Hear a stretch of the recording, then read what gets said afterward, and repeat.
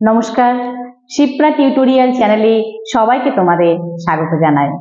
আমি আজকে তোমাদের সপ্তম শ্রেণী চতুর্থ অধ্যায়ের বিষয়বস্তু, সেটা হচ্ছে মোহাম্মদ বিন তুগলকের সময়ে ডাক ব্যবস্থা।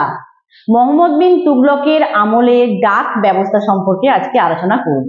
আমি তোমাদের আগের দিন মোহাম্মদ বিন তুগলককে কেন পাগলা রাজা বা খামখেয়ালি রাজা বলা হয় এই নিয়ে আলোচনা করেছিলাম, মানে কেন তাকে ম্যাড কিং বা ক্যাপ্রিসিয়াস কিং বলা হয় সেটা নিয়ে আমি ডিসকাস করেছিলাম মোহাম্মদ বিন তুগলককে। আর আজকে আলোচনা করব মোহাম্মদ বিন তুগলকের ডাক ব্যবস্থা বা পোস্টাল সিস্টেম, তার সময় কেমন ভাবে চিঠিপত্র আদান প্রদান করা হতো সেই নিয়ে আলোচনা করব। তোমাদের আমি আগের দিনে ভিডিওতে বলেছিলাম যে মোহাম্মদ বিন তুগলকের শাসনকালে একজন পর্যটক ভারতবর্ষে এসেছিলেন, উত্তর আফ্রিকাবাসী, তার নাম হচ্ছে ইবন বতুতা, যিনি তার ভ্রমণ বিবরণী যেটা লিখে গেছেন তার নাম হচ্ছে অল রিহোলা। সেই ভ্রমণ বিবরণীতে তিনি মোহাম্মদ বিন তুগলকের শাসনকাল সম্পর্কে অনেক কিছু লিখেছিলেন বা তার সময় কি কি ব্যবস্থা ছিল সেগুলো নিয়ে তিনি বিবরণ দিয়েছিলেন।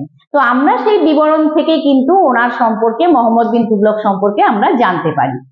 তো সেই ইবন বতুতার বিবরণ অনুযায়ী মোহাম্মদ বিন তুগলকের আমলে যে ডাক ব্যবস্থা চালু ছিল সেইটাই আজকে আমার আলোচ্য বিষয়। তাই মোহাম্মদ বিন তুগলকের সময় যোগাযোগ করার ক্ষেত্রে ঘোড়া একটা কিন্তু খুব গুরুত্বপূর্ণ একটা পশু ছিল, মানে ঘোড়ার মাধ্যমেই তারা এক জায়গা থেকে আরেক জায়গায় যাতায়াত করতো আর কি। মোহাম্মদ বিন তুগলকের সময় ঘোড়াটা খুবই গুরুত্বপূর্ণ একটা পশু ছিল। তো ডাক ব্যবস্থার ক্ষেত্রেও কিন্তু ঘোড়া ব্যবহার করা হতো, মানে সাম্রাজ্যের বিভিন্ন জায়গাতে খবর, গুরুত্বপূর্ণ তথ্য বা খবর বা চিঠিপত্র এগুলো পৌঁছে দেওয়ার জন্য বা আদান প্রদান করার জন্য তারা কিন্তু বিভিন্ন, মানে সেই সময় দৌড়ন্তদের ব্যবহার হতো। দৌড়ন্ত মানে হচ্ছে যারা খুব তাড়াতাড়ি করে খবর এক জায়গা থেকে আরেক জায়গায় পৌঁছে দেয় তাদেরকে দৌড়ন্ত বলে। আর সেই দৌড়ন্তরা কখনো বা ঘোড়ার পিঠে চড়ে বিভিন্ন জায়গায় চিঠিপত্র বা খবর পৌঁছে দিত, আবার কখনো বা পায়ে হেঁটে বা দৌড়ে দৌড়ে তারা কিন্তু বিভিন্ন জায়গায় খবর পৌঁছে দিত।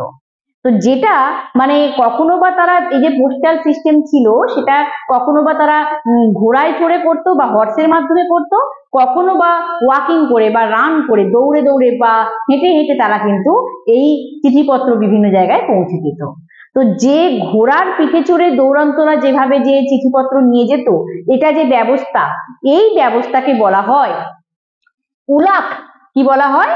উলাক। মানে তখন এইটা বলা হতো, এই শব্দটা ব্যবহার করা হতো এই ব্যবস্থার ক্ষেত্রে, উলাক। এই উলাক মানে হচ্ছে ঘোড়ার পিঠে চড়ে দৌড়ান্তরা বিভিন্ন জায়গাতে গিয়ে চিঠিপত্র পৌঁছে দিত। এবং এই যে ঘোড়ার পিঠে চড়ে যেত, সেই প্রতি 4 মাইল অন্তর একটা করে কিন্তু ডাকের ঘোড়া। ডাকের ঘোড়া মানে কি? যে সমস্ত ঘোড়ার পিঠে চড়ে ডাক শুধুমাত্র এই চিঠিপত্রই আদান প্রদান করা হতো, সেই ঘোড়াগুলো সেই ক্ষেত্রেই ব্যবহার করা হতো। পোস্টাল কারণেই কিন্তু, পোস্টাল সার্ভিসের জন্যই কিন্তু এই সমস্ত হর্স গুলোকে ইউজ করা হতো, তাই জন্য এগুলোকে বলা হয় ডাকের ঘোড়া। তাই প্রতি 4 মাইল অন্তর কিন্তু ডাকের ঘোড়া রাখা থাকতো, যাতে সেখান থেকে চিঠিপত্র সংগ্রহ করা যায় বা সেখান থেকে এক এক জায়গায় 4 মাইল অন্তর অন্তর এই দৌড়ন্তরা গিয়ে গিয়ে তারা ঘোড়ার পিঠে চড়ে আবার খবর পৌঁছে দিত। এইভাবে কিন্তু, যেমন এখনকার দিনে যেমন পোস্ট অফিস আছে এক একটা জায়গাতে দিয়ে করে করে, তেমন ডাকের ঘোড়া থাকতো, সেইখানে চিঠিপত্র থাকতো দৌড়ন্তদের কাছে, তারা গিয়ে বিভিন্ন জায়গায় মানুষেরা ওখানে গিয়ে গিয়ে খবর নিত বা ঘোড়ার পিঠে চড়ে চড়ে তারা 4 মাইল অন্তর অন্তর করে বিভিন্ন জায়গায় খবর পৌঁছে দিত। এই যে ব্যবস্থা, এই ব্যবস্থাটাকে বলা হচ্ছে উলাক। আর আরেকটা ব্যবস্থা ছিল, সেটা হচ্ছে দৌড়ন্তরা দৌড়ে বা পায়ে হেঁটে বা দ্রুততার সঙ্গে দৌড়ে, মানে তাড়াতাড়ি করে দৌড়ে দৌড়ে তারা কিন্তু খবর পৌঁছাতো। সেই ব্যবস্থাটাকে বলা হচ্ছে দাওয়া। সেই ব্যবস্থাটাকে কি বলা হচ্ছে? দাওয়া। এই ক্ষেত্রে দৌড়ন্তরা বা যারা আর কি এই চিঠিপত্র পৌঁছাতো তারা কিন্তু একটা হাতে তাদের চিঠিপত্র থাকতো, একটা হাতে তারা চিঠিপত্র নিয়ে যেত, আরেকটা হাতে তাদের একটা 2 হাত লম্বা লাঠি থাকতো। সেই লাঠির মাথায় একটা তামার ঘন্টা বাঁধা থাকতো, মানে একটা হাতে চিঠিপত্র বা লেটার থাকতো, আরেকটা হাতে একটা স্টিক থাকতো যার মাথায় একটা কপার বেল লাগানো থাকতো। তার ফলে যখন দৌড়ন্তরা তারা যখন দৌড়ে দৌড়ে তারা যখন চিঠিপত্র দেওয়ার জন্য দৌড়ে দৌড়ে যেত, তখন ওরা ওই লাঠিটাকে নাড়াতে নাড়াতে যেত, তার ফলে ওই আওয়াজ হতো, ওই তামার ঘন্টাটা টিং টিং করে করে আওয়াজ হতো। তার ফলে কি হতো, সমস্ত যারা বিভিন্ন জায়গার মানুষজন তারা সতর্ক হয়ে যেত যে দৌড়ন্তরা আসছে, তারা খবর পাবে, খবর নিয়ে আসছে তাদের জন্য। এটা একটা কিন্তু খুবই ভালো ব্যবস্থা ছিল। মানে এখনকার সময় তোমরা কিন্তু আগে কিছু বছর আগেও গ্রামে গঞ্জে রানার বলে যারা চিঠিপত্র পৌঁছাতো, তারাও কিন্তু লাঠি নিয়ে দৌড়ে দৌড়ে চিঠিপত্র পৌঁছাতে যেত। আর তারও পরে এখন বর্তমানে সময়েও তোমরা দেখবে এখনো অনেক গ্রামে গঞ্জে জায়গাতে পোস্ট অফিসে যারা কর্মচারী হয় তারা কিন্তু সাইকেল করে করে চিঠিপত্র নিয়ে নিয়ে এক জায়গা থেকে আরেক জায়গায় যায় এবং সাইকেলের বেলটা বাজাতে বাজাতে যায়, চিঠি চিঠি বলতে বলতে যায়, যাতে আশেপাশে গ্রামের বিভিন্ন মানুষজন যাতে সতর্ক হয়ে যায়, যাতে তারা ওই রাস্তায় যেতে যেতে চিঠিপত্র নিয়ে নিতে পারে ওই সমস্ত কর্মচারীদের কাছ থেকে। তাই জন্য বেলটা বাজাতে বাজাতে যেতে হয়। তো এই ব্যবস্থাটা যেটা বর্তমানেও আছে সেটা কিন্তু অত বছর আগে মোহাম্মদ বিন তুগলকের সময় কিন্তু ছিল। মানে সেই মোহাম্মদ বিন তুগলক কিন্তু এই সময় এত একটা আধুনিক চিন্তা ভাবনা তিনি করেছিলেন যে তখন তিনি এইরকম একটা ব্যবস্থা তিনি করেছিলেন। এই ব্যবস্থাটা কিন্তু খুব ভালো ব্যবস্থা ছিল। তো যেটা ঘোড়ায় চড়ে দৌড়ান্তরা যেত তাকে বলা হচ্ছে উলাক, যে ডাক ব্যবস্থা মানে পোস্টাল সিস্টেম বাই হর্স, এটা হচ্ছে উলাক। আরেকটা হচ্ছে পায়ে হেঁটে বা দৌড়ে যে দৌড়ান্তরা যেত তাকে বলা হচ্ছে দাওয়া। আর এটা মানে হচ্ছে ওয়াকিং পোস্টাল সার্ভিস, এটাকে বলা হচ্ছে দাওয়া।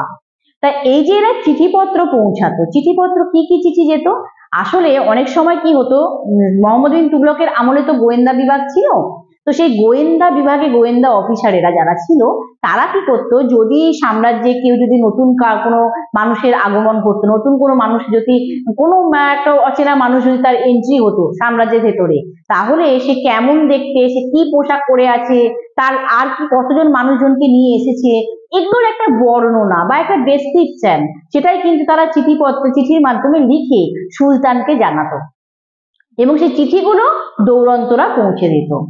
এইভাবে কিন্তু সুলতানের কাছে অনেক গুরুত্বপূর্ণ খবর কিন্তু পৌঁছে যেত সেই সময় এইরকম একটা ডাক ব্যবস্থার মাধ্যমে। মানে ভাবতে পারছো, এটা কিন্তু মোহাম্মদ বিন তুগলকের একটা আধুনিক মনস্কতার পরিচয়। তিনি কিন্তু অনেক দূরেরটা ভেবেছিলেন, বলেছিলাম না, এই ব্যবস্থাটা কিন্তু তারই পরিচয় দেয়। যথেষ্ট ভালো একটা পদক্ষেপ এটা।